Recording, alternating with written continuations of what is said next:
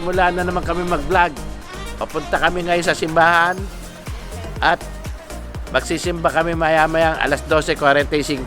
Pagkatapos niya, pupunta kami sa Gold Town. Bola lang yan. Yan po muna ang aking... Ha? Day 3. Day 2, kahapon hindi kami masyado nakapag-vlog. Kasi busy kami. Oo. Okay. Ito, sasakay na kami sa taxi. Pupunta kami sa simbahan. Ha? Ano nyo yung vlog namin na Bicolanas Pride?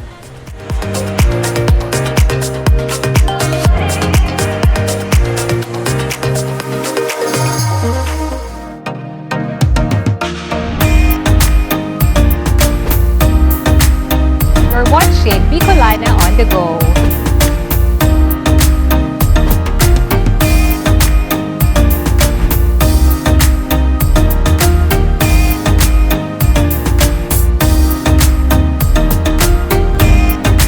Let's explore.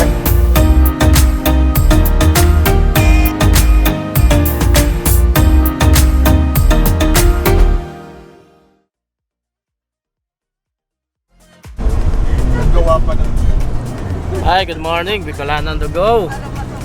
Day 3 na namin dito sa Dubai. At ang itinarari namin ngayong araw ay pupunta kaming church. Magsisimba. Saint Mary, Mother of Church.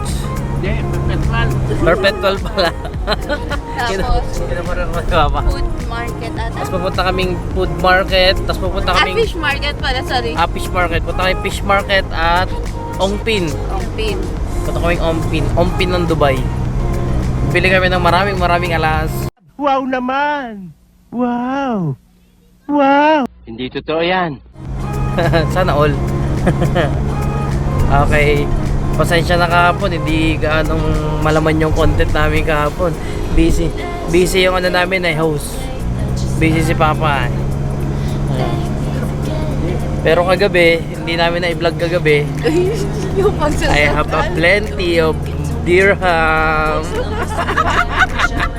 Sana all. Naglaro kami tong it kagabi. Nakachamba si Kokomo. Mamaya. Sabi ni Ay, MacArthur. 3,000 to yun, ano? Sabi nga ni MacArthur, I'll be I shall back. return. Binago na.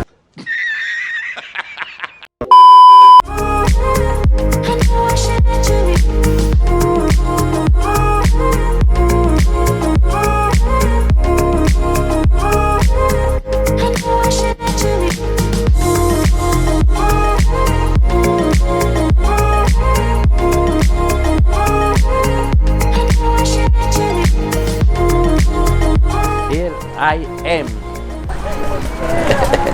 Mga ka-Bicolanas, andito na po kami sa simbahan ng Dubai Catholic Church. Magsisimba po kami 12:45. Kami sa Saint Mary. Saint Mary sa Dubai. Magsisimba kami.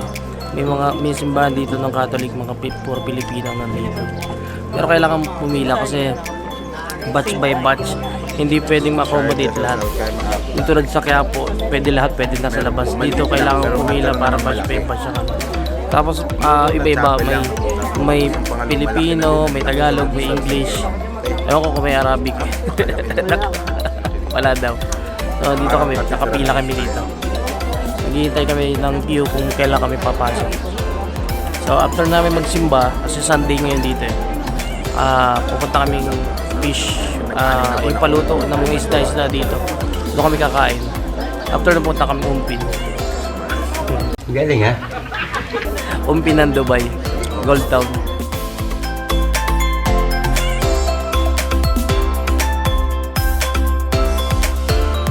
Ano kayo mama kasi si Papa Jam? Sino si Papa Chabori? Ano kayo mama? Ma? Sino si Papa Chabori? Bakit Chabori? Tawag ni, ano? Ni 16. 16. Tin, Titik tin. Papa Chabori.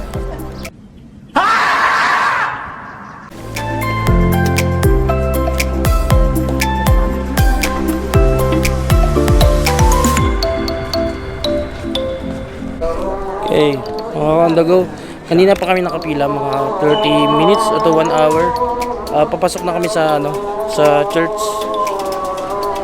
Kung may naririnig kayong sound, dasal yun, Arabic prayer yun. Pero dito kami sa Catholic Church. So papasok na kami, mamaya na tayo magkita-kita kasi bawal dito ang camera. May picture ka dapat dito sa party. Binyag yan, binyag. Binyag din ko mo. May picture tayo dun sa may 1 hour later. Okay, magandang umaga pa rin, on the go. Tapos na kaming hapon na pala. Tapos na kaming magsimba dito sa St. Mary, Dubai. Ngayon, after ng mga Pilipino, meron pala dito mga Sri Lanka nationality na mga Katoliko din. So, after ng mga Pinoy, mga Sri Lanka naman, pero mga Katoliko din sila. Yan, mga Sri Lanka na bahay. Dun sa gate, mga ka-on the go, makikita natin kung mga iba't ibang language. So, may Arabic, merong Sri Lanka na mga speech, may Tagalog na Mass. So, tingnan natin.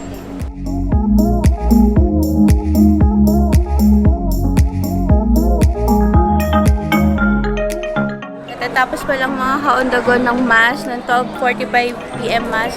So, makikita niyo po ang mga kabayan.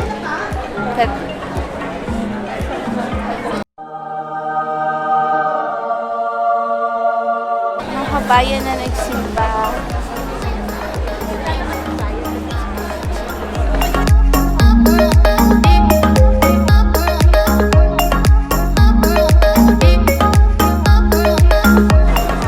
Mga on the go after ng Mass, paglabas namin dito sa St. Mary, makikita mo dito ang dami-daming mga kabayan, mga Kalay, mga Pinoy, maraming, halos nandito lahat. Pero karamihan nakikita ko mga ibang lahi din, Sri Lanka, mga Katoliko din sila, dito sila nagsisimba. Ito ba yung parang ito ba yung parang centralized church? Hindi, yung mga nagsisimba, mga Catholic Church. Oo nga, pero dito sa Dubai, ito yung pinakakilala. Oo, pero sabi ni Kuya Pao, meron di ba sa Jebel Ali, meron sa Sharjah. May iba-ibang pero, parang isa lang sa parokya dito sa Dubai to. Oo. Sa St. Mary. So sa Jebel Ali is St. Francis. Okay. Sa Sharjah, di ko sure. Sharjah medyo malayong place na siya eh. Okay. So dito nagsisimba sila kuya, kasi si kuya sila kuya.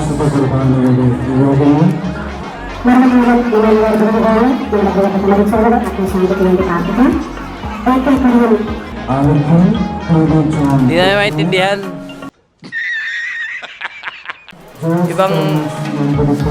Ibang salita yata ito. O yung announcement, ibang salita.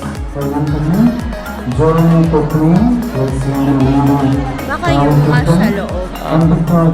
Baka baka yung Sri Lanka mas na Sri Lanka ang mga iba, pero mga Katoliko sila.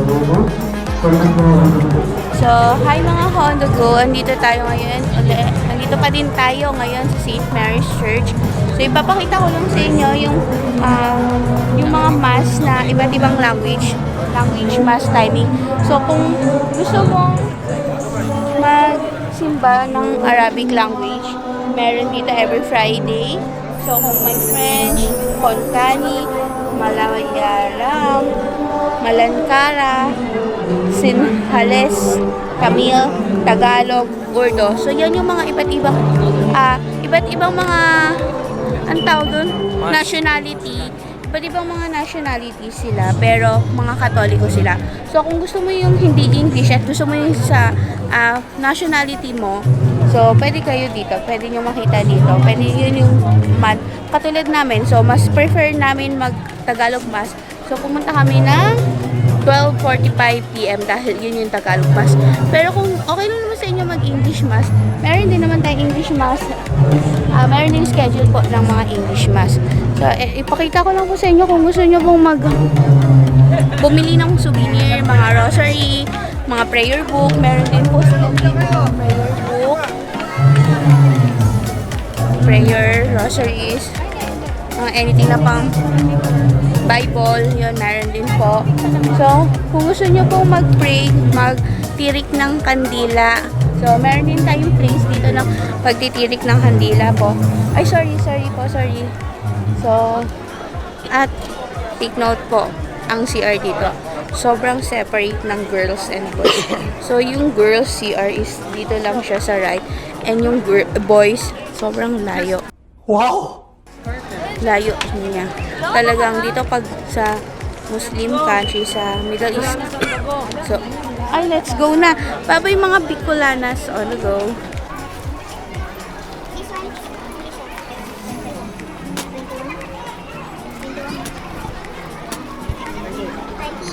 Hello mga ka-on the go. Nandito kami ngayon. Katatapos lang ng simba namin ngayon, mga ka-on the go. So, after ng mass, naghihintay lang kami ng taxi. Papunta na kami sa fish market. So, parang katulad lang din siya ng paluto sa Bicol, sa Manila, na mamimili ka ng mga isda, pang seafoods, mga kung ano-anong pagkain, tapos ipapaluto mo siya. So, balikan ko kayo mamaya pag ando na kami. Maghihintay lang kaming taxi. Bye-bye! Yeah, boy. Nice. Saan pupunta kuya? Waterfront. Ano yun? Palengke ng Dubai. Makikita nyo kung paano ka-organize, naka-uniform. Hindi pwedeng tumawad. Di totoo yan. Hindi. Pwedeng tumawad. Barato. Pero susungitan ka nila. Tumawad ka. Ngayon masusungit na sila eh. Noon, okay pa eh. Magbibigay pa. Ang binili mo, 3 kilong isda, bibigyan ka 1 kalahating kilong libre. Dagdag. Magbibigay ng dagdag. Oh my God! Wow! Ngayon. Ngayon wala na. Digital na, may timbangan na noon. Talagang walang timbangan. Mas maganda noon. 8-10 years ago. Masaya. Pero maganda din naman ngayon. Pero mas modernized na. Naka-uniform na sila. Naka-aircon na, indoor. Wow naman! Wow! Wow! Noon talagang wet market, literal, palengke. Parang Pinas na Pinas. Dito ngayon parang nasa hypermarket ka na. Vegetable section, meat section, chicken section, beef section, iba't iba. So makikita mo yung uniform nila by color. Yung mga naka-blue, isda, seafood sila nagtatrabaho. Yung mga naka-green, vegetable and fruits. Naka-red sa meat section. Yun yung makikita yung mga trabahante. Tapos merong isang section,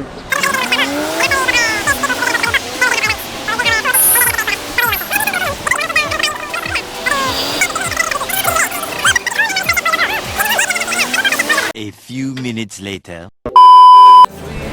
doon nag-celebrate si Rima ng birthday niya last time. Ano to ba ate? FYI. Ito ate? Yes. Celebrate. Oo. Hindi totoo yan. So, trivia guys, meron palang restaurant dito si Chef Boy Logro. Ako chef din ako sa bahay eh. Yum. Ako si Chef Boy Negro. No! God, please, no! No! No! No!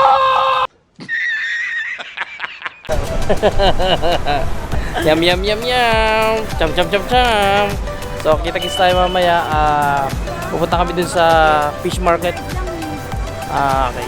See you later. Yun ang pulis oh. Ay, pulis Hindi ka pa. nakakakita ng pulis. Walang problema, mag-yosi ka. No smoking, no smoking. Pulis yan. Pulis yan. May ranggo pa.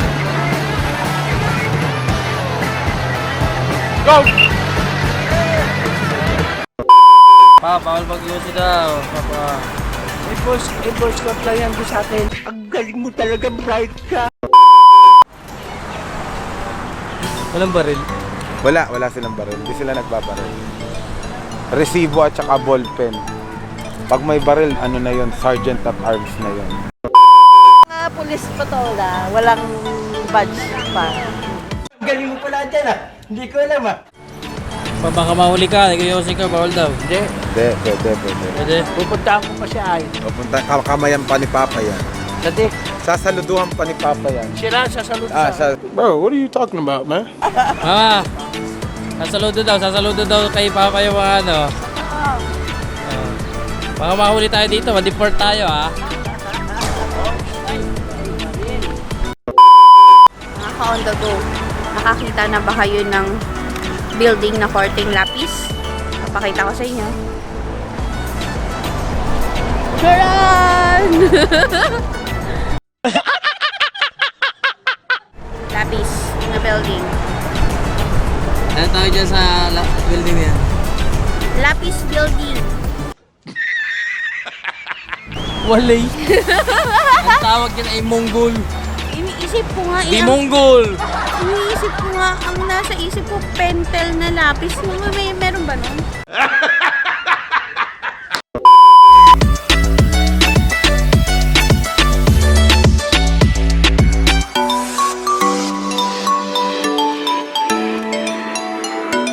Mga ka-on-the-go, papunta na kami sa fish market ngayon. On the way na kami. May pera ako ng dirham. 5 dirham. Nice. Parang pera siya ng Pilipinas, yung bago. Yung 1,000. Para plastic.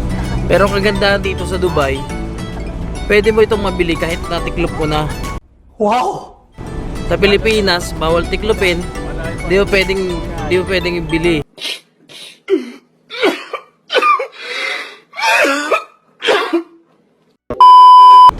Dito, kahit natiklop mo na, kahit gusto na, pwede mo ibili.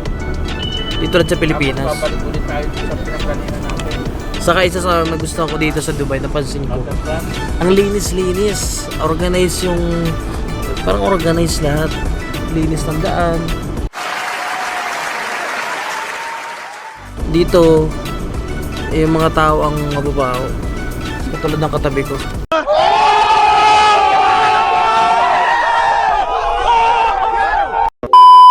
Pero sa Pilipinas, yung mga kalye ang mababaho, yung mga kanal, yung mga ilog sa Manila.